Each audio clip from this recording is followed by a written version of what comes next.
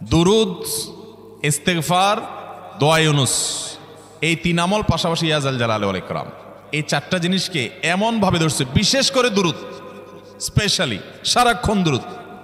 আল্লাহ রাব্বুল আলামিন এমনভাবে সহযোগিতা করেছেন, এমনভাবে উদ্ধার করেছেন যে কল্পনা করলে অবাক লাগে এখন যে এটা কিভাবে সম্ভব।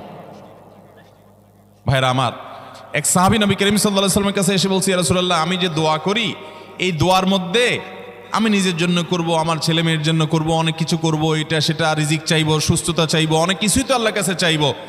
আপনি তো আল্লাহর রাসূল, আপনার জন্য দোয়া করলে আমাদেরই লাভ, একবার দোয়া করলে আল্লাহ 10 বার রহমত নাজিল করবেন, তো আপনার জন্য আমার দোয়ার ভিতরে কত পার্সেন্ট রাখবো?